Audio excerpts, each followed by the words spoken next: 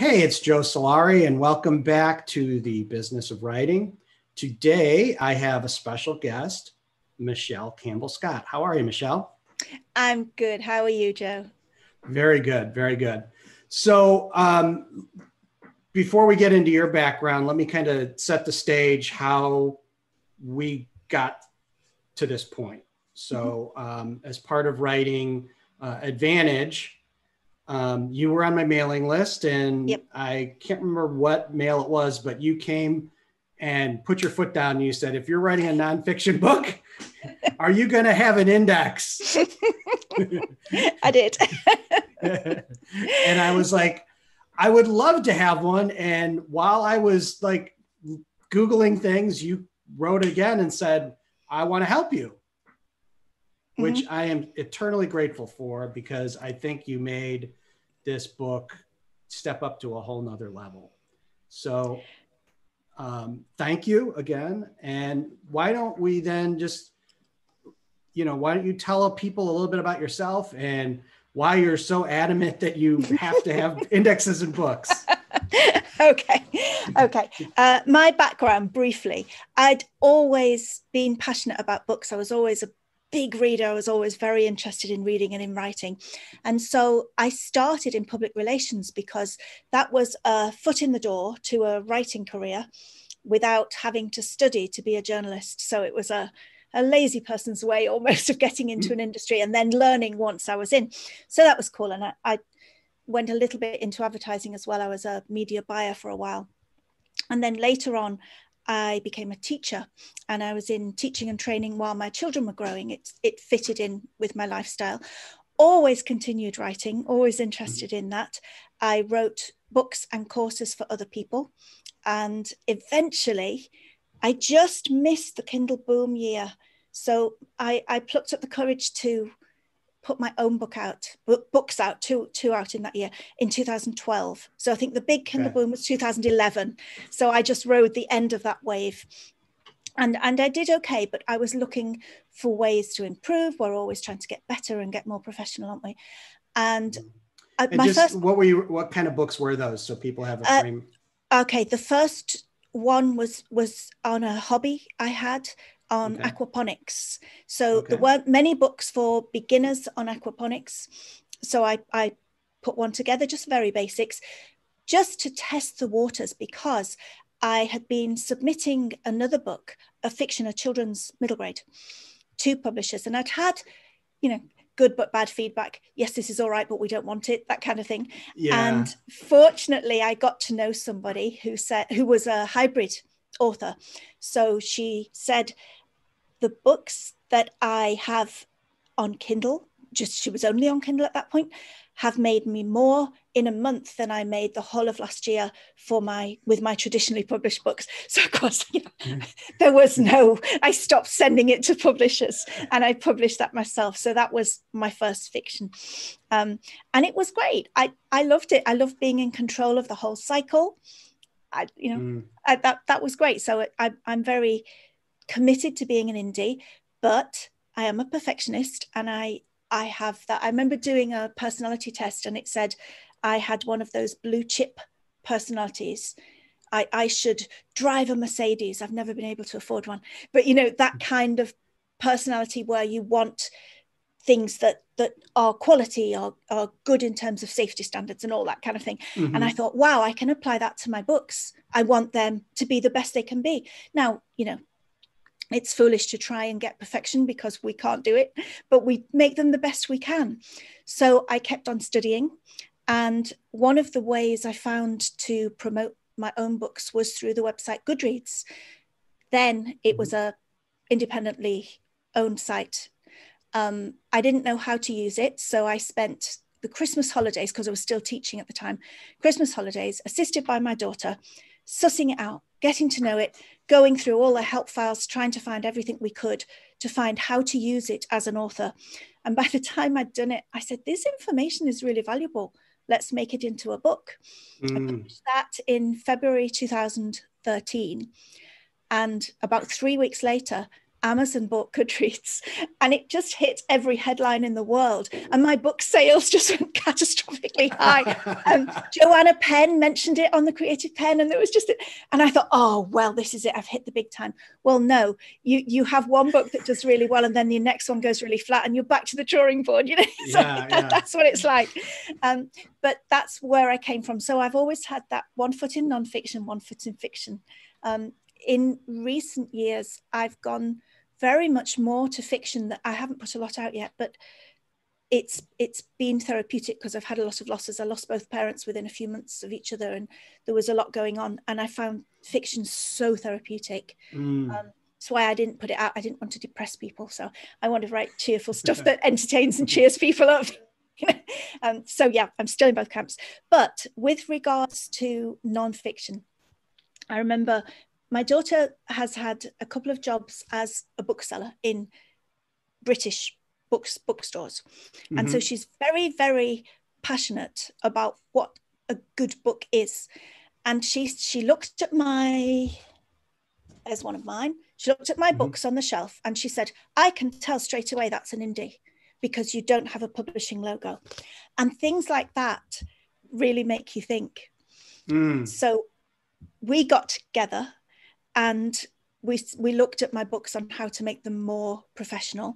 And one of the things that I noticed was a lack of an index in a non-fiction. Obviously, you wouldn't have an index in a fiction, but in a non-fiction book, an index tells you so much that you need to know about what the content is and what it isn't. I learned indexing and I started doing it for my own books and for others authors, and a book came from that. And it's all part of that balance. It's a holistic thing when you're putting a book out. You want to pick a good title. You've got to pick a fantastic cover. You've got to get your blurb right. You've got to put the book out as the best it can be with as few mistakes as possible. There are going to be some typos that are in traditionally published books. There are going to be a few, but you narrow it down as much as you can and you make it as professional as you can. And with a nonfiction, that includes an index if it's above a certain length. So you'd say like 150, 200 pages, it merits an index. Now, I mention it in my book on indexing. Sarah Palin, whatever year that was when she was in the news a lot, when she was going she released her book called Going Rogue just after the big election campaign that she lost. And it made the news. It would, she's Sarah Palin. No, it made the news because her book lacked an index. So it made the publishing news and that filtered into mainstream news. And I thought that was astonishing. The first edition, they rushed it out. They were rushing it out to press. And the publisher said it doesn't have an index because it was being rushed out. And later editions did, but that first edition didn't. So even the big publishers get it wrong sometimes. But it was interesting that a few homemade indexes were produced for that book and you could download them online because people realize how valuable an index is. I just thought that was marvelous. And a non-fiction book without an index is almost as bad as a non-fiction book without a table of contents. I've seen those, especially on Kindle, but yeah, it's so valuable. So whether you're in a bookstore or online, you can look at the index to tell you what's in the book and what's not. So if you picked up a medical textbook and you wanted to know about medieval diseases, you could tell from the index whether or not they were included. Highly unlikely they would be, but there would be some books that may be. So what does that mean? If I ordered a medical textbook, and I wanted to know about medieval diseases, I ordered it, it didn't contain it, I'm likely to do a bad review because it doesn't meet my needs. It doesn't include what I want. But if I had been able to tell from the index that they weren't included, then I wouldn't buy the book. And it's one of those things that helps reviews because you're giving readers more of a clue what's in it, what's not in it, how suitable it is for them.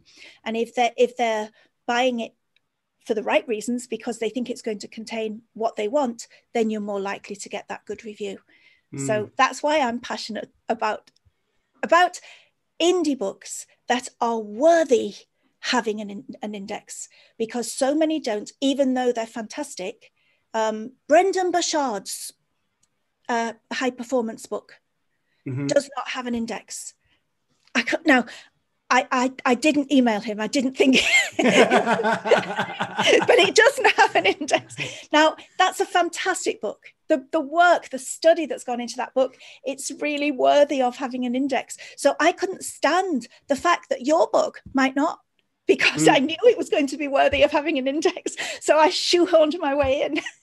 Well, and I'm so happy you did, because, you know, when I was writing that, and, you know, there's a lot of research. Like I can't remember how many, it was over 150 things that I've cited in that book.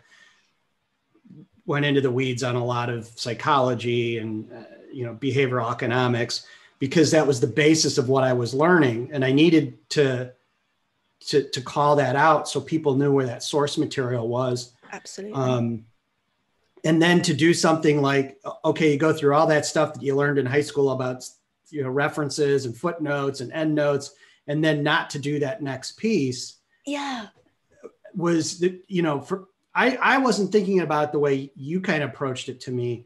I was thinking about it as like, I owe that to the people that were doing this research for me. Like I needed to be able to call that out. But then you brought it to my attention of like, okay, this gets back to the quality of my product that I'm putting out. And just like you've said, I believe that it's our responsibility, if we're going to be independent.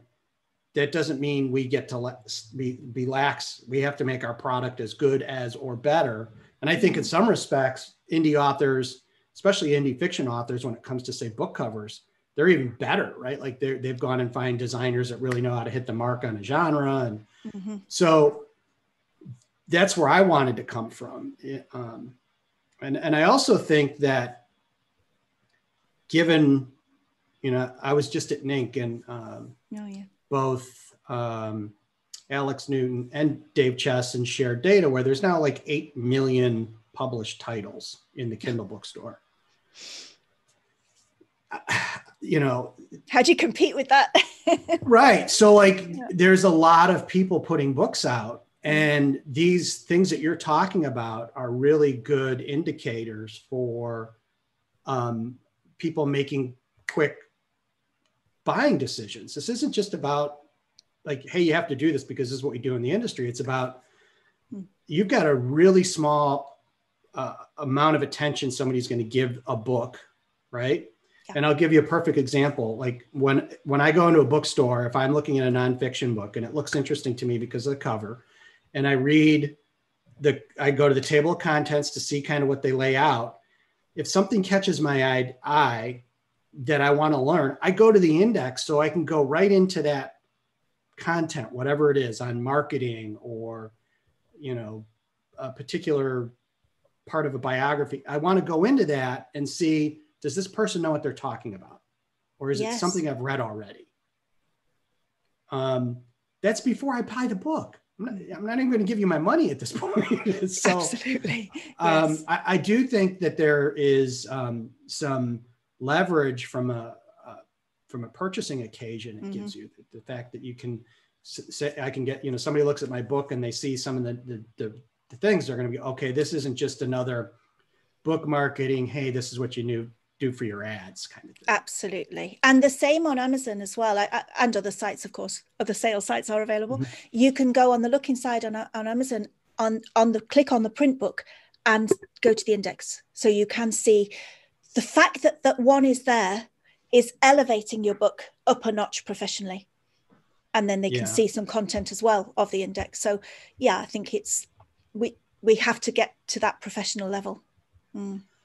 Well, certainly with, you know, on the nonfiction side, I think there's more and more people that are, you know, they're coming into nonfiction because they want to have a book so that they can assert their authority in whatever profession they're in. Yeah.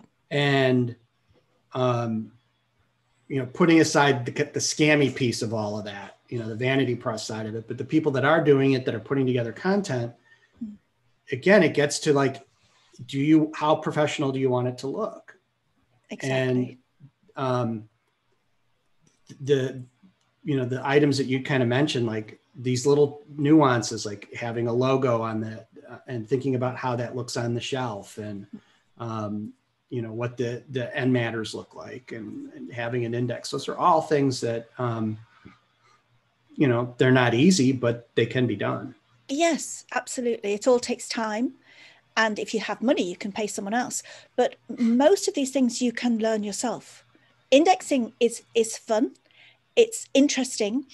It helps your book be better in the fact that when you index something, you're picking topics and you're going back to the book to see if there is enough content there to make it worth sending a reader back there. And then you'll realize that you've misspelt, or you've used 2 different spellings for the same thing. So it's another step in the proofing and editing process that really helps everything tighten up and come together as the professional end result that you want. I'm quite passionate about it. So why don't you talk a little bit about, I know you've written a book on this, kind of how, and I'm not sure exactly when you wrote that, but like, how has that changed in any way? And then maybe kind of dovetail into the process that you used with my book, and any kind of tips and tricks that you can help people. Because one of our things that we talked by email about was like, well, I use vellum to format. Yes. And that was like, we all were like, how's this going to work? Yeah, right. Like, because some tools make things easier, and then absolutely, everyone loves vellum, but like the guys that make vellum, it's like, well, here's your tools, you should be happy, right? So then, I think it maybe this in the last year or so that they added endnotes. But prior to that, they didn't have endnotes. No. So maybe they'll add indexing features at some point. But the way we got around it, you sent me the PDF that you outputted with vellum. And you also sent me, did you send me a Word document? No, I created the Word document. Or did you send me a Word document? I sent you a Word document. Okay. So then I rough formatted the Word document so that every page began and ended the same as in vellum, so that when I was doing the index, it would be sending people to the right page. So that didn't take long. It really didn't. It was just a question of making the margins the right size to fit. And then I just went through and checked everything was okay. Sometimes an image will throw it out a little bit, and you can alter it, but that was the way I got around it. And then once I had done the index, I created a PDF and split the PDF and just sent you the index, so that you were then able to attach that to your final PDF that you were going to upload.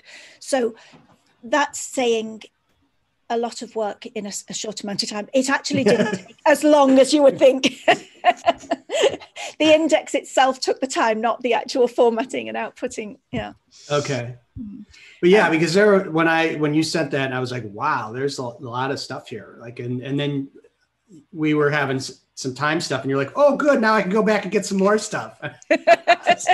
Yeah, I knew. But yeah, that's when, as an indexer, if I was working with a publisher usually, or an author, I would say, how much space have you allocated for the index? Because generally a cover designer is involved by the time it comes to me. So they know how many pages. So they'll say 2 or 3 pages. So I knew I could have as many as I wanted within reason. Now, you don't want a ridiculously long index, because that ceases to be useful. You want it as succinct as possible so that it's not too daunting for people. I like to do a few pages, normally a percentage of what the total is, 7 to 10%. But it's at its most useful, because it's very much what the main points are. Yeah. And when you're doing that, what's the process? Is it just like you're looking for keywords or thought idea? Like how does? Yeah. I always add shortcuts to my toolbar on Word. So I've gone to Word, and it's in the references toolbar, and it's called Mark Entry. So you select your words and click Mark Entry, and it will choose that word or all of instances of that word to add to the index. Now, when you're looking for the words, I always read the book first, and you get a feel for the theme and the main content and the sort of things that readers would be looking for if they were reading it, or if they were in a bookstore deciding whether to buy it. They need to know the main things that are going on in that book. Mm-hmm. So I actually start with the table of contents, and then you can get your chapter headings, gives you that feel. Mm-hmm. It's not appropriate to just have a whole chapter heading because there's too much. You need to narrow it down. Yeah. But I generally, the chapter headings are a big clue of what's going on in that chapter. Mm-hmm. And then you'll often have subheadings that also give you a clue. So you can mark individual instances or ranges over a couple of pages. You would use a bookmark for that. And Word is really easy. You know, they've tried to make it as intuitive as possible. Sometimes it's, I don't want to say too easy, but it is almost too easy. On the mark entry box, it will let you select all instances of that word, and that would appear in the index. And that's why you will sometimes see an index in the back of a book, a published book with loads of and it's just no, I don't want to go to every one of those. And often if people are trying to do it themselves, that's the mistake they will make. That's a concordance. That's giving you every instance of that word or phrase. You need to narrow it down so that whatever you're sending people to is worth their while turning those pages to get there. It's going to give them substantial content. So that's that's my key word whenever I'm teaching indexing. I always say the content you're sending them to has to be substantial. So if you give a couple of quotes, don't you, at the beginning of your chapters? I think the first one was Buddha. Mm-hmm. Yeah, because it's a really good quote. Well, you wouldn't index that, because you're not talking about Buddha, you're not going into his life story or explaining beliefs. It's just a quote. I wouldn't index that, for instance. Right. But if it was a section on his writings and his process, then yes, that would be worth sending him to. And this is an instance where, an author isn't the best person perhaps to edit their own work because we're too close, perhaps not the best person to do our covers unless we happen to be graphic designers. But boy, are we needed for influencing those things, because we are so close to our book. We actually are the best person in many instances to index our own book, because we know it so well and we know what we want the reader to get out of it. There's a massive precedent for author indexers, especially the more specialist you get. So indexers are amazing people. Indexers are amazing people. They have a wealth of knowledge, and they can index the book a lot quicker than an author would be able to do it themselves, just because they've done it so much. But they may not know the topic. So you will get specialists in medical, in legal, in cookery books, that you do get that. But you are the specialist about your book. So as long as you learn the quite simple tools and procedures for indexing, and the information, you don't have to buy my book. The information is out there. Chicago Manual of Style, 16th chapter, I think, is on indexing. And you can get that as a standalone chapter. You don't have to buy the massive manual. And that gives you the rules. I've included some of them in my book to make it simple. And, I still refer to my book because I forget things. I will go back and look up to see what the rules are. So if I was indexing your name in your book, it wouldn't be under J, it would be under your surname, comma, Joe. Okay. That they are rules of indexing. So you just have to find those out, and then you can put it into practice yourself. But you, as the expert about your book, makes you the best person to index it if you just learn those rules. Well, that makes sense, because I was thinking about the term in my book, cumulative advantage, right? I use that a lot. And if you were to index on every time that word was said, hundreds of know entries. There's, because actually an author who was reading the book was joking with me. He's like, every time I read that word, I'm drinking a shot. I think I'm going to need a liver transplant by tomorrow. But there's probably 2 or 3 spots in the book where I'm actually talking about that as a topic or defining it that are where the reader wants to go. Right. Yeah. And once you read that, then that word, means, it makes sense. Yes. Makes sense. Yes. Right. Yeah. So, and one alternative, if someone was indexing their own book and they have hundreds of instances where if you just put them all in the index, it ceases to be useful. You could have one and then in brackets, definition. So in the index, it would say the definition of cumulative advantage or whatever it was. So, and as you said, there were 2 instances that they would be the ones to index. Yeah. Yeah, no, that's a great idea. So for nonfiction authors that are now like, okay, how do I get it? I want to do it. What are some options that they have for doing this? Either do it themselves or hiring somebody. What are your suggestions around that? Well, if you have the desire to index it yourself and you're prepared to spend a day or 2 initially learning and putting it into practice, then it's worth doing yourself because you are the specialist on your book. If you don't, there are options. There are sites. I haven't been on them for years. It used to be People Per Hour. That was a big one. And what's the other one?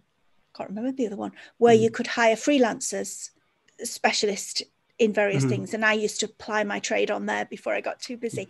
And in the past, you used to spend maybe $1,000 on an index because it was all manual. It would take a week for someone to work with little physical index cards and write every entry down. And then it just took a long time, but they got fast at it. They were amazing. Now with software, it's quicker. So the price has come down. But you could still expect to pay $1,000 for a big legal textbook or medical textbook. It's very intense. It's very specialist. What's interesting is that publishers will often charge the author for an index.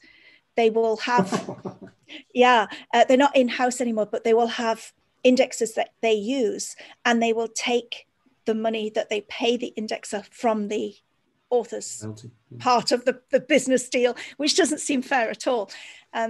There's a lady local to me who's written 2 quite important historical books on a particular part of the world. Is it Syria? Somewhere anyway. And she did her own index for that reason, because it was going to take too much from her cut.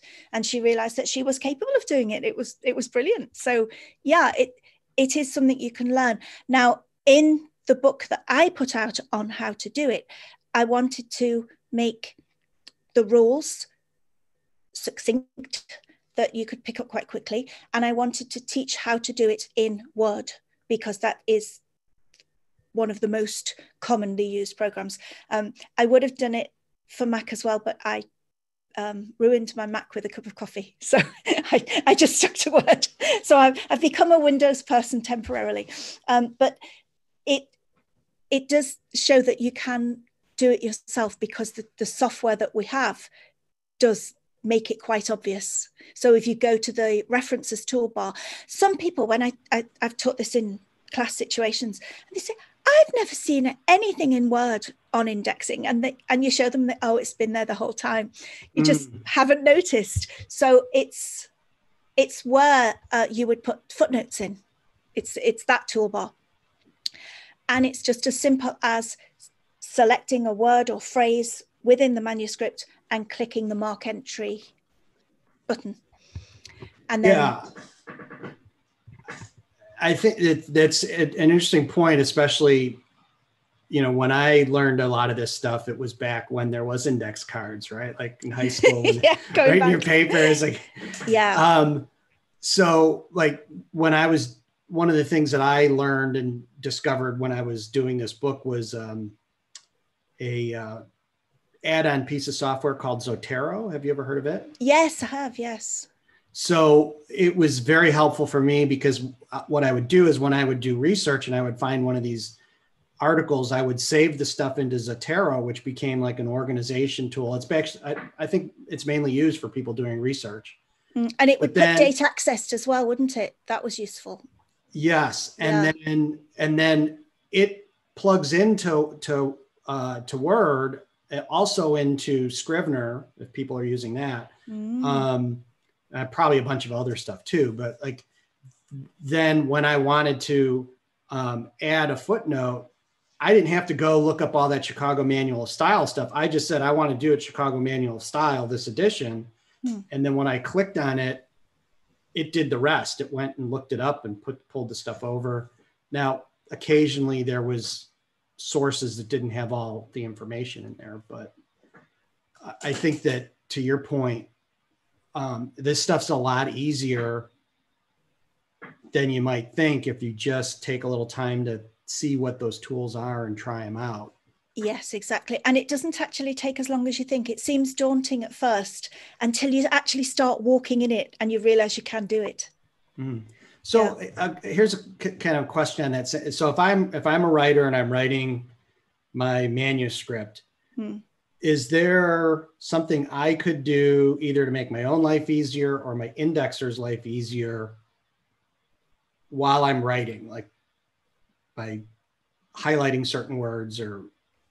Yeah, absolutely. I have had authors say, this bit is the core of the book in it, and it's not what you would think, so that's what's really important to them.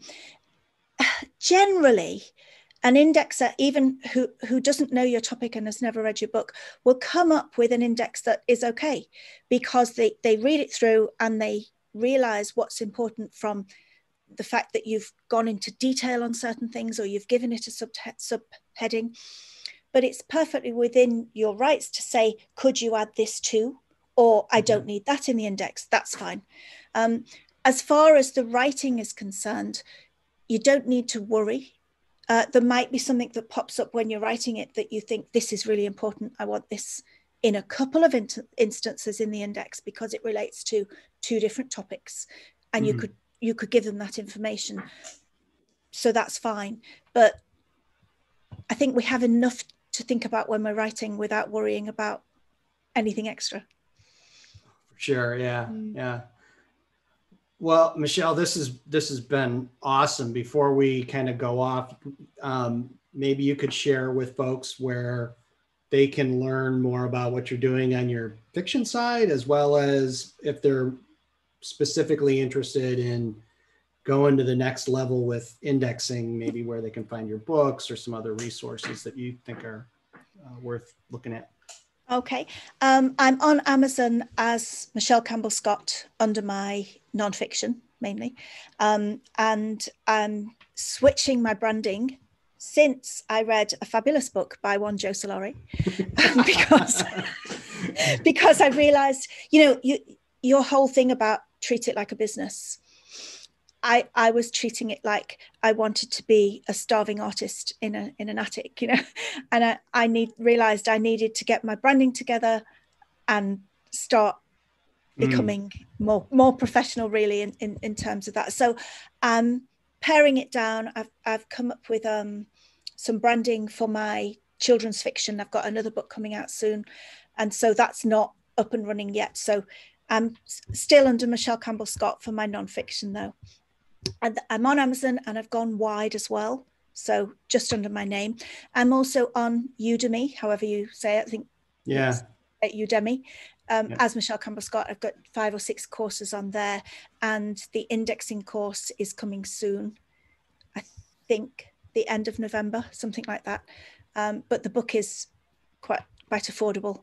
If anyone wants to have a look at the book, that's on sale sites wherever you find books, and I think that's it. Oh yes, I have a site called forauthors.info, and again, I didn't think of SEO when I put that up. It was when I was setting my Goodreads profile up, so I'm on Goodreads, because I wanted to have a feed coming into Goodreads that I didn't have to go to Goodreads to update all the time. So anything I put on YouTube is fed to my For Authors site, which then feeds Goodreads.